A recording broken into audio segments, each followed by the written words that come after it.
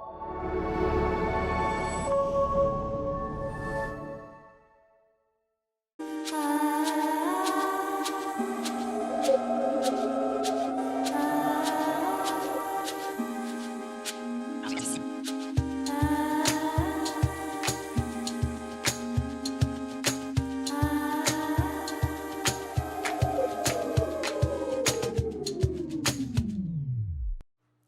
following content deals with metaphysical concepts and is not meant to take the place of therapy or to provide life advice.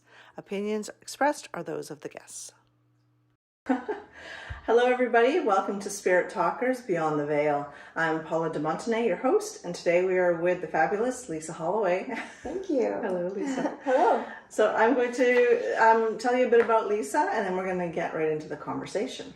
Okay. So Lisa Holloway has been a healthcare leader for over 30 years. She spent 16 years in the Air Force and is the mother to an amazing son, Yes. who I've met, and he's lovely. Thank you. Lisa is also a spiritual teacher, mentor, and coach who assists others to understand and cultivate their own spiritual gifts to help transform their lives and lives of others, which I'd love to talk to her about. She helps to strengthen their connection to spirit through group and individual sessions, guided visualization, and energy balancing. Lisa's a Reiki master, teacher, polarity therapist, and master meditation instructor. And you can find her at lisaholloway.net or on Instagram at Lisa Holloway Arts. And we'll repeat that later on in case you've missed it. All right, awesome. So we're going to get started with thank you for coming today. You're welcome.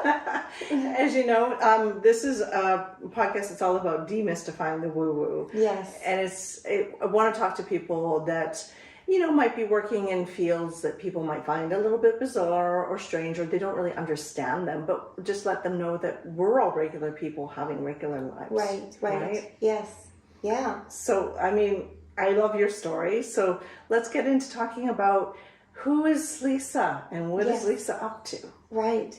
Well, I'm glad that you're asking who is Lisa, because in a way, for a lot of us who work in the spiritual arts, it isn't so much that it's a field, because it's who we are. It's who we are, and you can't really escape who you are because it's so much a part of your day-to-day life.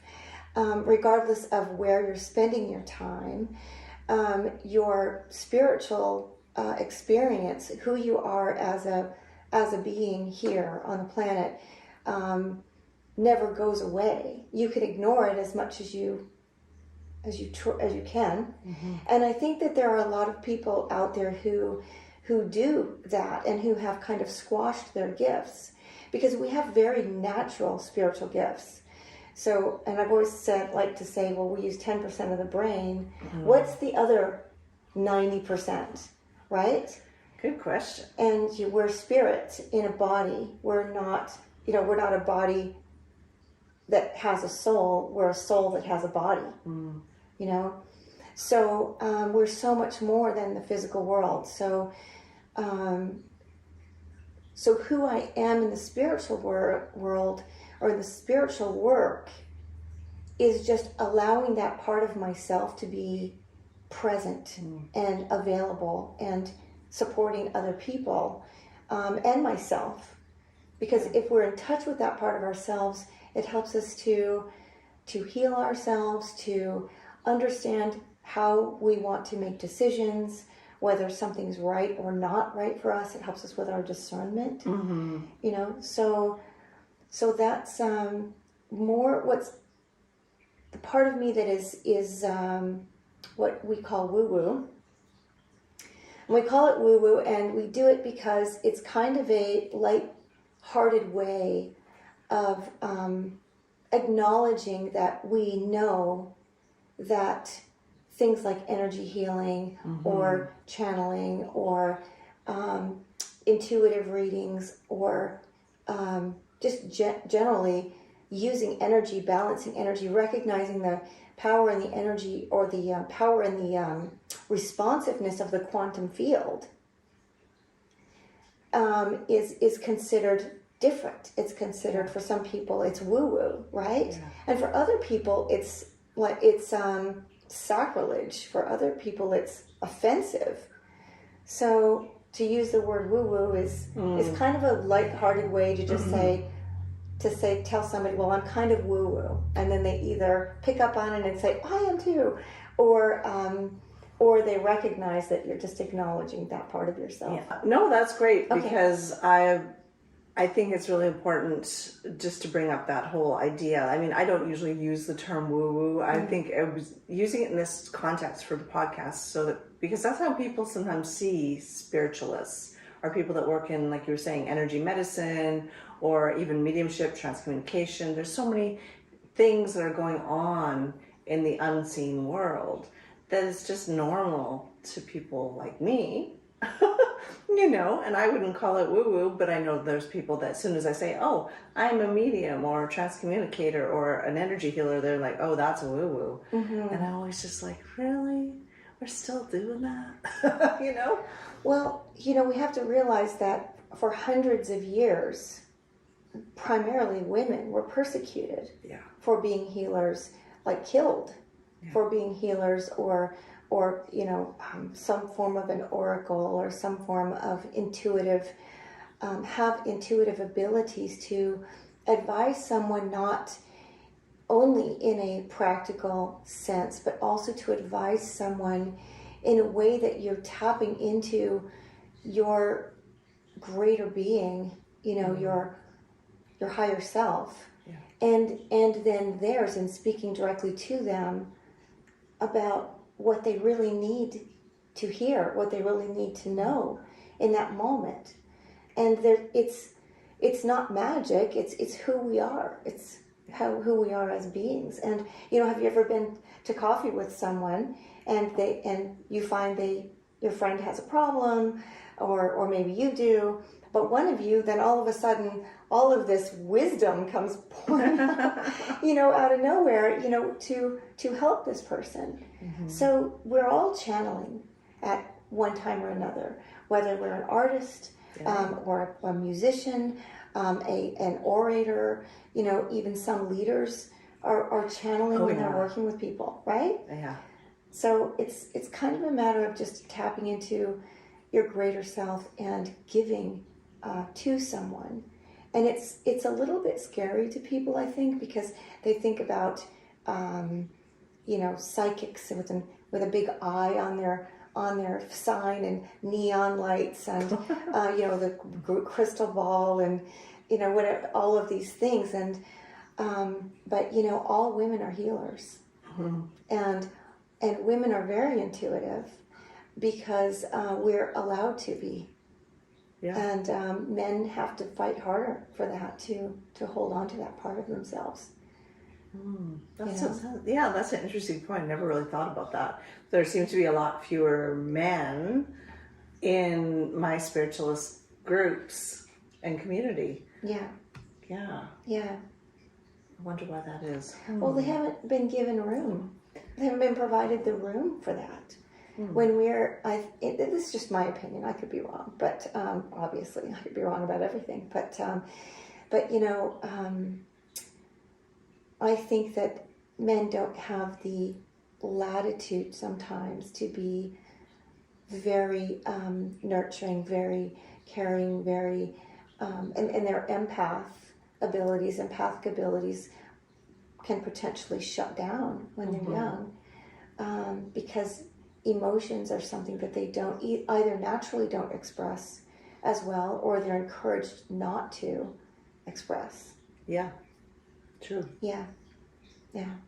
That's what I think. Yeah, so I think, do you believe we're all kind of born tapped in, and then we gradually tap out? Absolutely.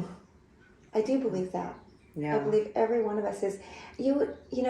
One of the things that I do is I talk to people about what their gifts are, like what's their top 3 strongest gifts, so that they give them a little bit of direction, around where to focus. And I hear so many people who say that they shut it down. They saw things, you know, in their room when they were little, or they heard, or they saw their grandfather, or they talked to their grandmother, or their twin brother who passed, or something like that, and their parents shut that down. It's they're afraid of that. And some people have had, even to the point where I know someone whose family thought they must be possessed, and so they had to go through all these things with the priest, and you know, to save them, and really she was seeing and talking to her grandmother. Oh wow! So they did an exorcism on her? Kind of. I don't know exactly what it was, but I know it was a bit traumatic for her. Whoa! So she really shut down. No doubt. Yeah. Wow. So I think everyone has abilities, yes, and I think we come in with different strengths of those abilities. So some of our most common are the clairs, right? Yeah. So clairvoyant and claircognizant, clairaudient. Yeah. So it's like clairaudient, clear hearing what is not physical. Clairvoyant, seeing what is not physical. Claircognizant, knowing, just knowing, clear knowing, without any evidence, but you just know. Like for the audience, you know, have you ever had a feeling where you just know something is going to happen, or you just know that someone that you love is in trouble or in a crisis? So that's claircognizance. Yeah. You know, and so clairalience is actually clear smell. Oh. And what that means is that there's a spirit around you, and you might smell cigarette smoke, cigar smoke, roses, cedar, but there's a smell. And not everyone has that ability, but some people do. Yeah. So we all come in with a different combination of abilities that are at the top. Like those are the main methods we use for tapping into what is not, you know, physical. And by the way, everything that's physical isn't physical. Like physics has proven that, you know, this is mainly air, you know, this is mainly light, really light, different intensities of light. And so, and consciousness creates reality. So if some physicists are correct, we are, all that is matter around us is holding itself together because our consciousness is participating in creating all of this. Yeah. I agree. You know? So the cool thing is that metaphysics has now met physics. Yeah. Yeah. That's what's really cool. And now physicists are starting to talk about the things we talk about. Right? Yeah. I know. I said this the other day to somebody. I said, science has caught up. They're trying to catch up, right? And it's kind of like proving what the metaphysical society, like communities and the spiritualists have been saying for hundreds of years. Yes. Well, I mean, we've had access to information that tells us these things, and we can't even say for sure whether that's just simply a field that we are tapping into.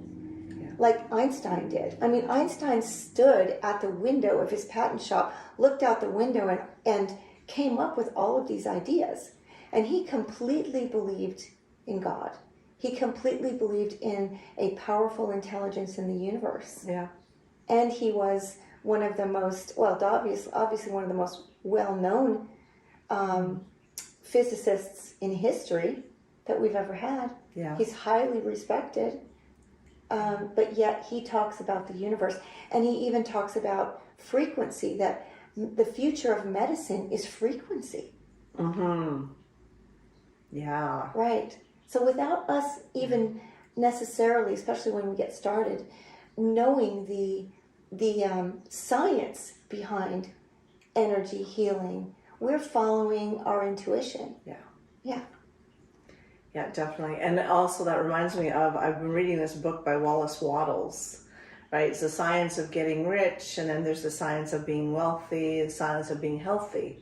And it's really interesting because he talks about all that in terms of energy as well. Yeah. And he talks about the thing that, it's like the things that come out of the thing that does not have a name, kind of an idea, the way he spins it. And it's so bizarre, but it makes sense to me, right? Yeah. It's like out of the nothing comes the thing. Out of the no thing comes the something. Yes. Because our consciousness has worked with it and created an idea that then manifested into 3D world. Right. And I was just like, whoa, this is cool stuff. And he wrote that back in the early 1900s. Yes. Right? Yeah, yeah. And that's the benefit of,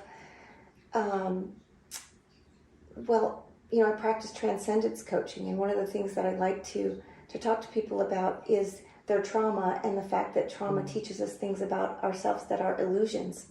And we have to get past those, and it's our beliefs often that get in our way for accomplishing what we really want to accomplish. And those beliefs often equal fear that's getting in the way of accomplishing something we want to do, or believing in ourselves about something.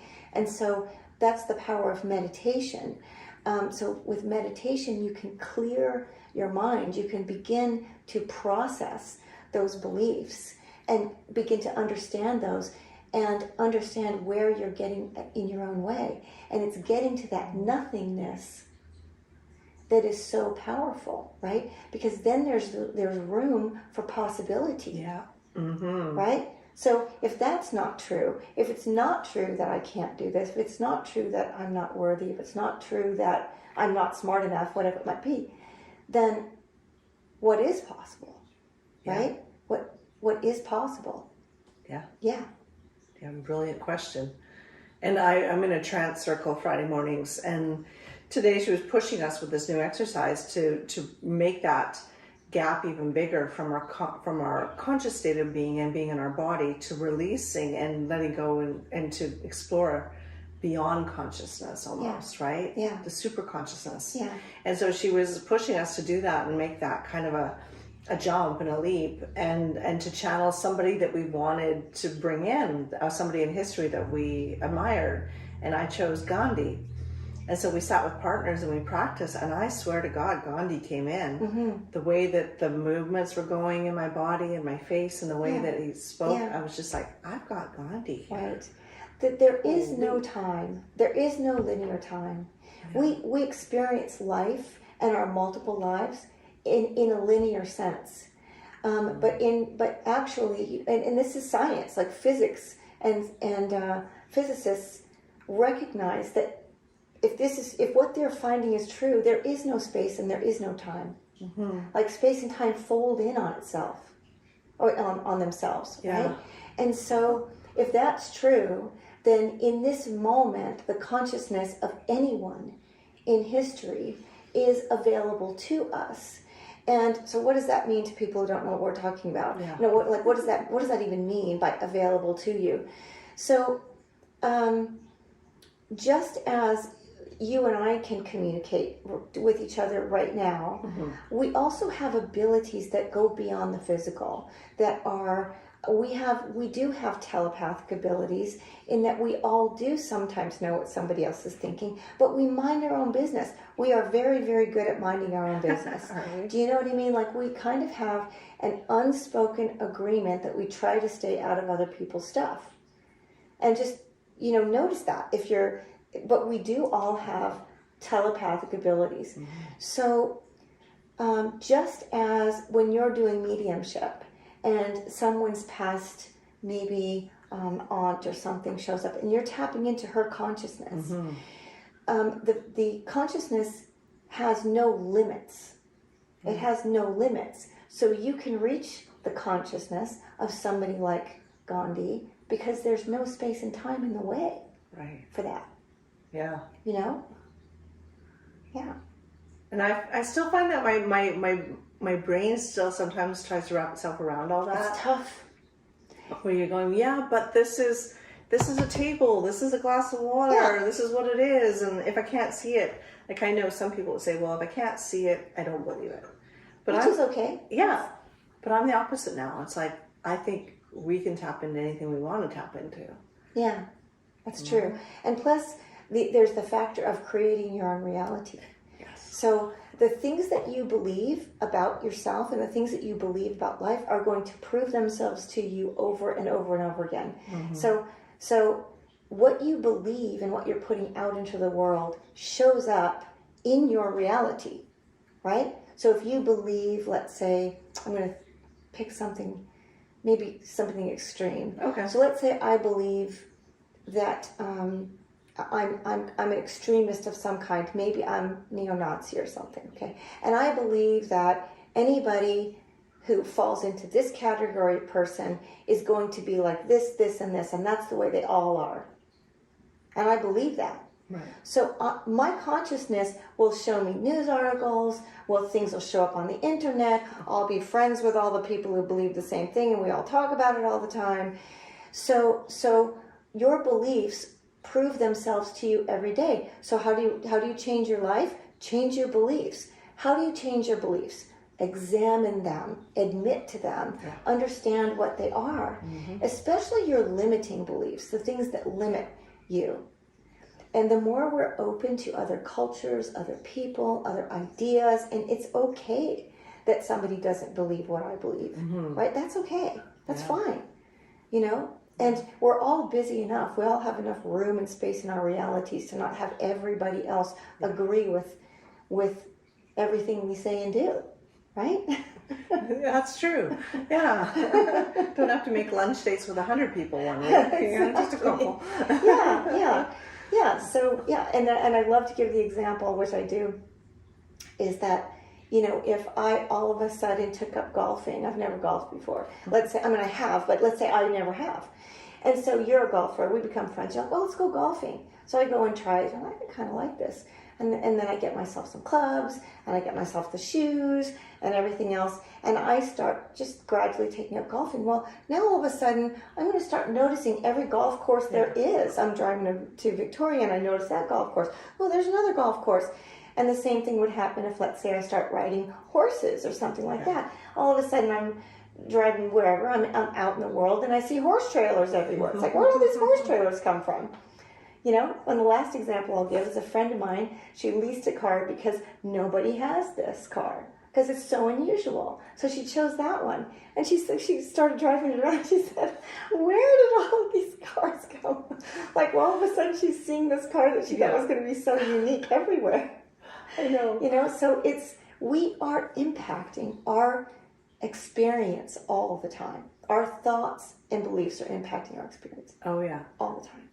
I believe that. I read this book, oh gosh, I guess it would be about 10 years ago now, called E2 Squared. Oh.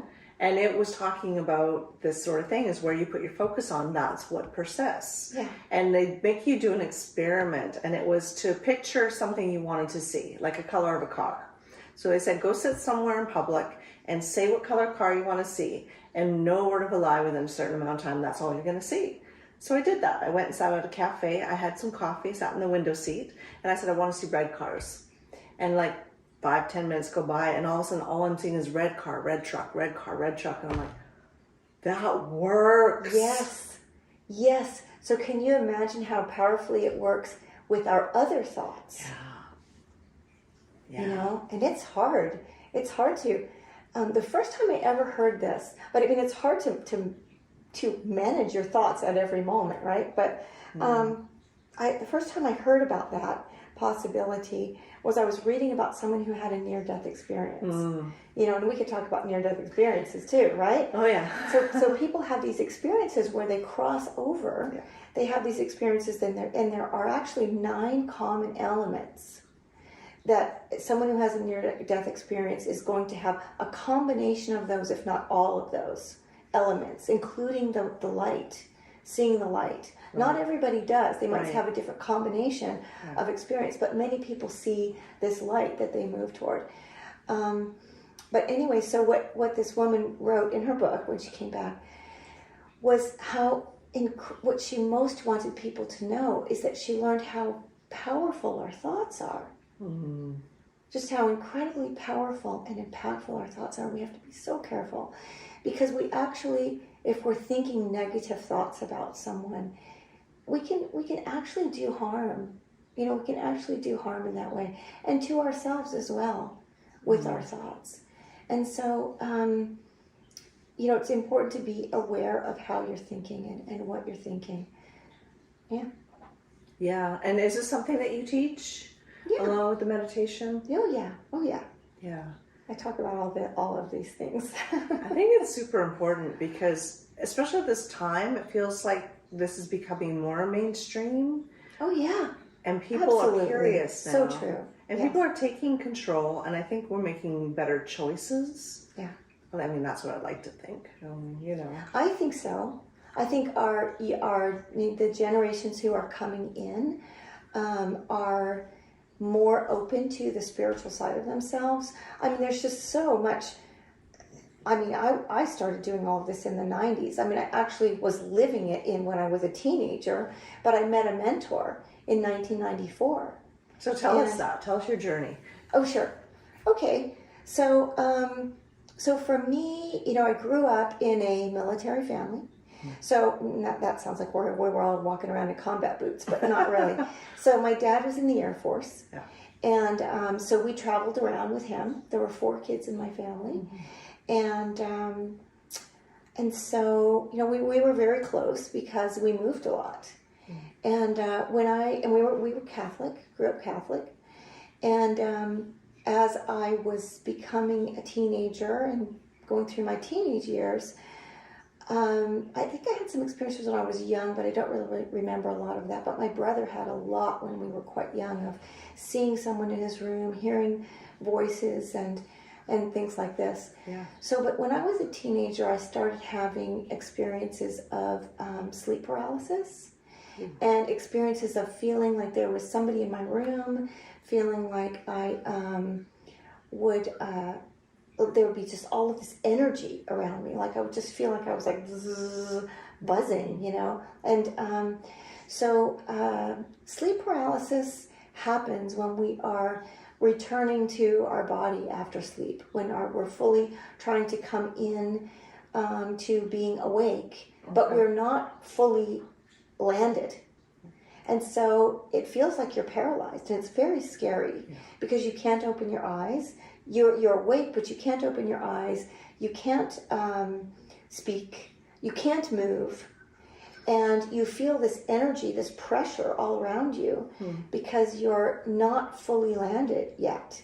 And it is very, very scary. So, but when we're dreaming, we are still experiencing as a consciousness, as a soul. So we don't sleep. Right. Our bodies sleep. We never sleep. Like our soul never sleeps, ever. We don't need to. No need. But the body needs to sleep. Right. And the mind, or the ego self that's here, needs to process our experiences. And so that happens while we're sleeping. When we return to our bodies, when we first wake up, when we just landed, we're just waking up, we remember our dreams, right? Because we are actually vibration, like everything. Our souls are very, very intense vibration and consciousness. When we come back into our bodies, we have to lower our vibration in order to animate in the 3rd dimension. So to be in the 3rd dimension, we are present, our consciousness is focused. We have extreme intense focus here in order to exist here. We have to focus on being here, okay? And that's why meditation can be a relief, because you can release a little bit and kind of clear your mind or go on a journey or something like that. So when you land, when we remember our dreams, most of the time, unless we really need to remember that dream because there's a message, it's gone. Yeah. Once, like 15 seconds, 30 seconds, 5 minutes if you're lucky, right? It's because you're now lowering your vibration enough to be able to be in the 3rd dimension. And what we do in meditation is we raise our vibration.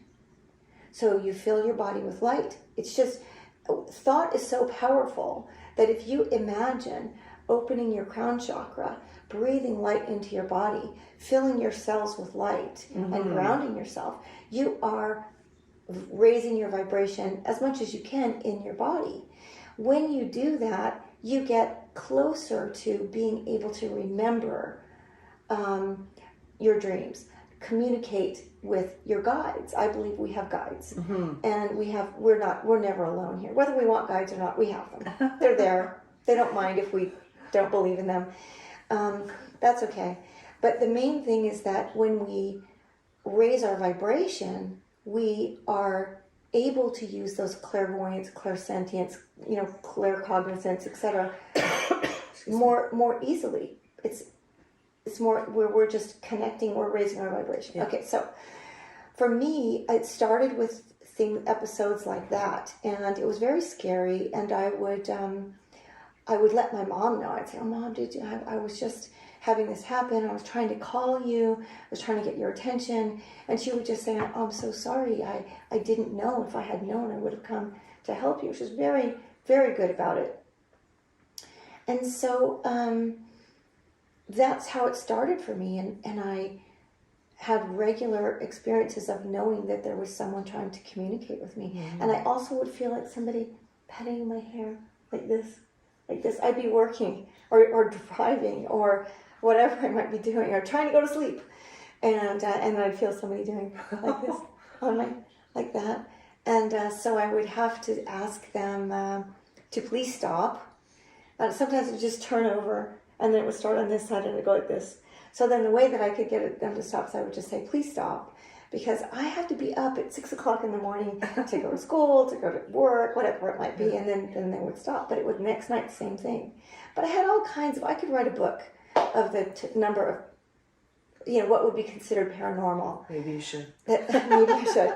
But I can tell you that I believe that we call it paranormal, but it's normal. It's not. It's not paranormal. I think that if we lined up 100 people, a large percentage of them would have a story to tell. Yeah. Like we need one global campfire to tell our stories so that people who have these experiences don't feel like they're weirdos. Exactly. Yeah. And so that's why when I heard about your podcast and I heard about what you're doing, because I want to do something very similar. Yeah. Where, it's like, what is normal for a typical human being? And why do we judge each other so much and try to squash our abilities? And we are afraid of the unknown. Like we are. Mm-hmm. And also, if we talk about it more, if we develop mentorship types of relationships, then we don't have people kind of opening up willy-nilly to anything. Yeah. And when they haven't really, they really don't understand who they are, or they haven't learned discernment. Yeah. One of the things I want to teach is I want to teach an ethics course for readers and healers. Just so that it makes sense to people around, understand the vulnerability of the person you're talking to. Yeah. Right? Somebody's coming to you and they're vulnerable. They either have a life issue they need help with, or they have a physical issue that they're concerned about. And so there are ways of helping people, empowering people, right? Instead of making people dependent, right? And helping people to know that the fact that they just said, "Oh, that's what I thought." Good for you. That's what you thought, right? Yeah. And, or, "Oh, that's what 3 other readers said to me." Well, do you trust yourself, right? Yeah. Start to trust yourself. So that's my goal, is just helping people who have gifts and they want to grow them, is to help them do that. The 90s is when was my big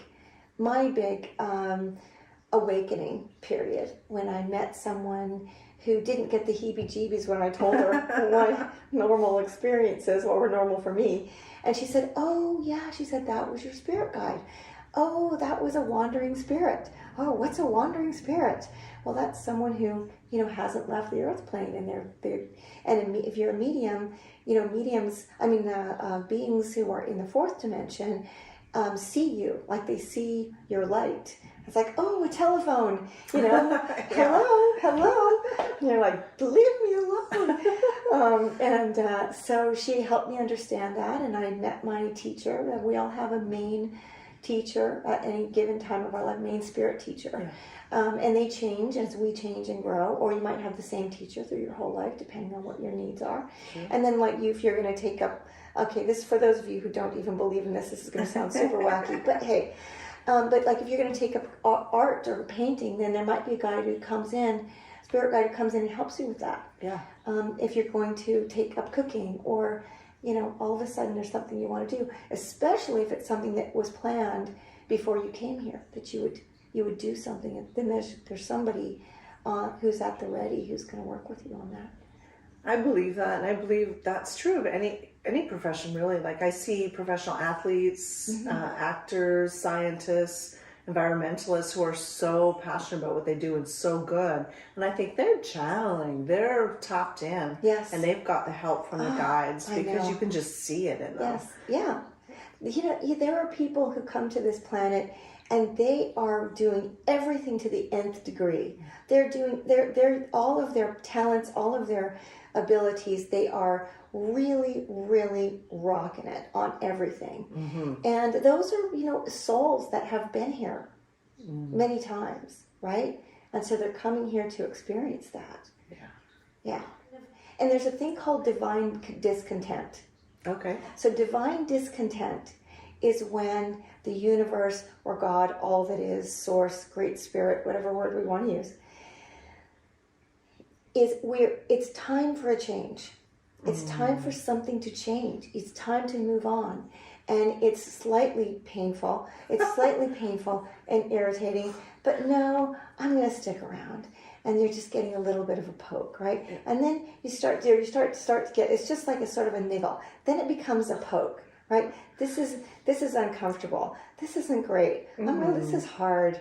I don't know if I want to keep doing this or not. Maybe I'll change. No, I'm going to stick around for this reason or another reason. And then it gets harder and harder until, like, there's a giant, divine boot in your that shows up. That boot in the proverbial butt. Right. And but divine discontent is a sign that maybe it's time for a change. It's called divine because it's just like, hey, look, pay attention, pay attention, right? Yeah. I'm giggling because I've had divine, nudges quite severely my entire adult life, because I'm stubborn, like when I was living in Los Angeles, I was learning screenwriting, and I was like, I'm going to be a screenwriter, I'm going to be on it, be on the writing staff of a show, be a showrunner, and I had all these grandiose ideas. Wasn't happening. We get into my year 5 of coming back and forth from Vancouver to LA and trying to make it work, and it just was not happening. And all of a sudden, what happened to me? Car accident. Oh, okay. Wham. Yeah. Right through the intersection. Right there. Oh yeah, and it was just spun me around, and I landed facing traffic the opposite way, and I was like, oh, I was fine. My car was totaled. I was fine. Wow. And I just knew, I was like, that made me come home. It was like, you gotta give up this crazy dream where it's not working for you. Yes. Go home and figure out what's next, because there's something better around the corner. And I didn't realize at the time, and I was quite upset. But now I'm looking back, like you say, looking back at all these instances, I'm like, oh, thank goodness that happened. Yeah. I could have been a writer on a show and been miserable. I probably would have been miserable. Yeah. And now here I am doing a lovely podcast, and another series coming, and I'm enjoying my life, and I'm taking clients, and I'm so excited about the next day and the next day, right? Yeah. Yeah. So it was meant to be. Yeah. So I think we have to pay attention to those series of things that happen in our lives and be grateful. I'm going to tell you a quote real quick that just came to me. Sure. That I truly believe in, and I'm gonna fix the last word so that it's not a cuss word. But when things don't work out the way you wanted them to, the universe is saving your butt. Yeah, so true. Can you think of instances in your life? Oh, yeah. Yeah. One that I've told before, but you know, Josh and my son Josh, he was going to school in Manhattan for performing arts. Oh. He was on his way there. And we had spent a couple of years preparing for this. And the plan, because I worked in the health system, was that I was going to go to Manhattan as well, because I'm Canadian. And so I was going to go so that he could do his years of performing arts school, and I would get a job in the health system there. Like there's so many, there's Lenox Hill and Mount Sinai and et cetera, right there in Manhattan. So I thought, okay, I'll go there and get a job. I'll get us a place. He can live with me while he goes to school, and then I'm not maintaining my household here and him there. And it's all going to work out great. So as I was applying and he was getting ready to go, I ran into all kinds of issues with my resume, with my applications. My resume had the wrong information on it. Then I fixed that, and then it turned out I was applying for the VA, for the VA health system, and it turned out that they couldn't call a Canadian number. So then I fixed that, and I got my mother's number, and then my mother's answering machine crashed for 4 weeks, and I'm like, "Are you sure there's nothing, Mom?" "Oh no, there's nothing." And then she realized that it had been weeks that her machine hadn't gotten any messages at all. Oh no. And then my computer crashed, and I lost everything. Like my computer just completely, everything that I was doing, so I didn't lose all of my files, but it was impossible to use my computer anymore. Wow. So I was just like, all I can tell you is that I could go on about the hints from the universe, okay? And I wasn't willing to listen, because I was going to try to make it happen anyway. And I didn't know why this was so hard. So Josh went ahead and went. I took him in October 2019 to Manhattan. And then I came back here, and I continued to work in the health system. And I'd also even asked my guide the wrong question, because I asked my guide in the fall, when is it best if Joshua goes in October, or should we wait till the spring? And he said, wait till the spring. So Joshua said, I told Joshua this. He said, Mom, I'm not going to take advice from the clouds. I'm going to go. I've been waiting for this for so long. And so, we went. So we went, and he started his year in performing arts. So it's really longer than that, but he ended up only doing a year. So what happened in March 2020? Yeah. Oh, yes. Pandemic. Exactly.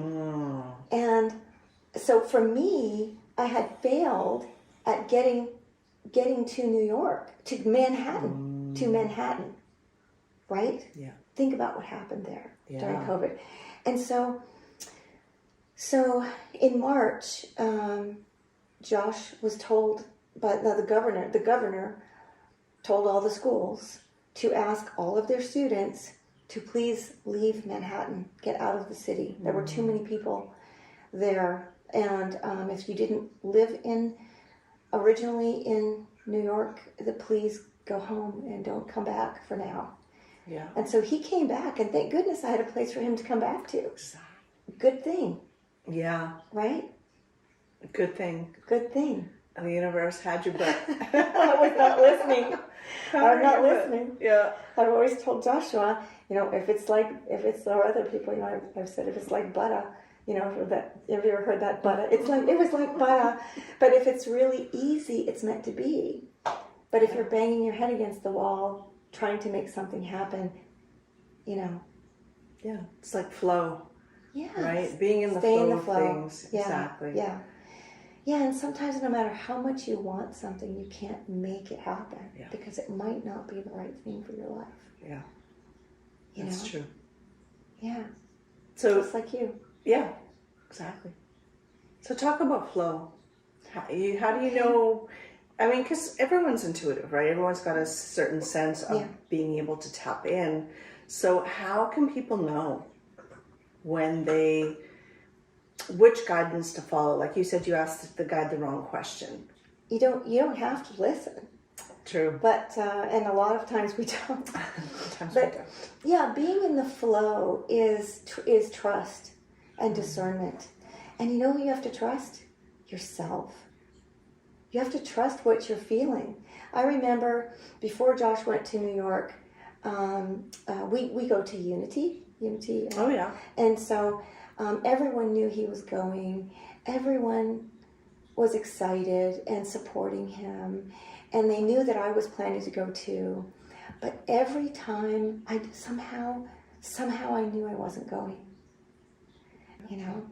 So it's discernment, knowing what is for me and what is not for me. What is for you, but it's not for me. What is for me, but it's not for you. And that's okay. Exactly. So be discerning in what is right for you and what is not right for you. And that's a very calming place to be, to have permission to just make that decision for yourself. Right? Yep. That you don't have to do what your friends are doing because it doesn't feel right for you. Right? Yeah. Or even what your family's thinking, expecting you to do. Right? And then being in the flow is paying attention, really, to the signals. Paying attention to those things. And being willing to accept, even if, no matter what you want to call it, you could call it spirit guides, you can call it God, you can call it your higher self, you can call it your spidey senses, but just trusting what you're getting.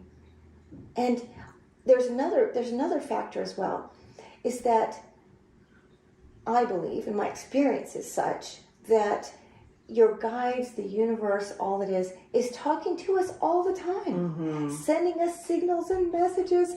So it might be something you read in a book. It's like, oh my God, wow, write that down. That's exactly what I needed to hear. That or an announcement on the radio, something in a podcast, right? Yeah. Something on Instagram.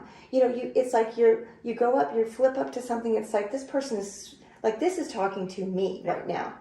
And I need to pay attention to this. And actually, my guides have actually let me know that they do talk to me through that method. Be fun. So wherever you pay attention, wherever it could be the clouds. All of a sudden, this cloud formation looks like something, or rainbows. Like if I see a rainbow, then I know I'm on the right track. If I see a rainbow, I know my grandmother's thinking of me. That kind of thing. Yeah. So as long as you acknowledge it, it'll keep happening. Feathers, dimes, things, a robin. If you assign meaning to that, then all it is, the quantum field knows that you're responding to that. Right? And so remember, it's a two-way communication between the energy of all that is life, love, all of the energy of the universe, of all the multiverses. It's a two-way communication. Yeah. So we're responding to it, and it's responding to us. Yeah. I don't know. I'm struggling to make this connection, but I keep thinking and seeing it as there's the technology and the AI and everything that's going on with that. It's taking away humanity. It's taking away the person's connection to self, is what I'm feeling. Is that because they're so involved in the look of things, right? How do I appear on social media? Yeah. And you often see people make memes about that. On camera they're all happy and look at me, and off camera they're depressed. Yes. That's true. Yeah. Yeah. And it's like, how can we help people with that? That's what I feel like now. It's like, I really want to help people get off of that and get off of the feeling that they have to be on all the time and connected all the time. Yeah. Like go have a physical connection with something, like a tree. I know it sounds silly. But go sit under a tree and leave your phone off and go cuddle with your dog or your cat, or go put your feet in the sand, whatever it is that makes you feel connected. Like do that. Like not connected on social media, but just connected to Earth, or to yourself. I think that needs to be taught. Yeah, I think so. And I think that humanity, is resilient. I think that we go through periods of learning what we could have done differently, what we could have done better. And I really feel good about some of the young people here that we have in generations, in their teens and in their 20s who are examining these kinds of things and who do have wisdom that just came with them. And it isn't that there aren't a lot of teens who are needing to see a psychiatrist or be on medication. I think that's very, very true. But I do have hope. I don't think that technology is an enemy to human beings. I mean, we created it. We are cultivating it and having it help us with this or that. It's just that it can become another addiction. Right. So anything done too much, anything in excess can harm you. Right? We talk about turmeric, right? Is wonderful for you. Well, if you overdo that, anything can harm you if you do it too much. Mm-hmm. Like they say, everything in moderation. Everything in moderation, exactly. Yeah. So I want to talk about energy medicine because sure. because you've mentioned that a few times. Okay. And you talk about energy balancing, polarity, Reiki. Mm-hmm. Yeah. So let's talk about how you work with that and help Sure. people to strengthen their connection to spirit. What's that look like? Well, so two things is those are two different things. They are two the different first things, one yes. is so for energy medicine, the way that happened for me is that when I was meditating in the 90s and I was trying to learn and I was communicating with my guides and things like that, my hands would get super, super hot. Like they would just get so hot. And I don't think it was like hot to the touch, but hot on the inside, like, and it was just buzzing and anyway, so like they'd get very hot. So growing up Catholic, I knew about Mother Mary, so I would start praying and I would say, I think I could help people. I think I could maybe put my hands on somebody and help them to heal. And I'm thinking this in my head, and I'm saying, if it's right, I'm happy to do this, and you can use me to help other people. And so I'm praying this, and by the way, I'm about 30 years old at this point, and so I'm saying all of this, and I did that for I don't know how long, but several days, and then all of a sudden I get this voice that says to me, "Just do it." So I was like, and so it was like I just kept saying it. Yeah, I can help people heal if you want me to, and so just do it. So I started with my husband, and on his back, he had back issues. So I said, okay, lay on the floor. So he laid on the floor, and so I meditated, and then one of my guides, he helped me, started helping me to know like where to put my hands. And then I would think, oh gosh, I should probably move my hands. So then I'd pick them up and then he'd push them back down again. So it wouldn't be time to move. So I could always tell when it was time to move, because then the energy that was on my hand would release, and then I could go to the next place, So I'd kind of start to intuit where to go. So that was successful. So then I think like my friend's dog, and then my other friend's horse who was lame, and then after I worked on the horse, she wasn't lame anymore. That's another really funny story, but I won't tell that. But and then my friend who had fibromyalgia had me start coming over to her house and working on her. And so slowly I started to get a reputation a little bit, where in the town that I lived in. And so then I got questioned by this massage therapist, Reiki master, and I didn't even know Reiki existed. So here I was doing energy therapy, but I didn't know what to call it anyway. But so we went to lunch, and she said to me, she said, who did you train under? And I just said, nobody. I didn't train under anybody. I didn't know what to say.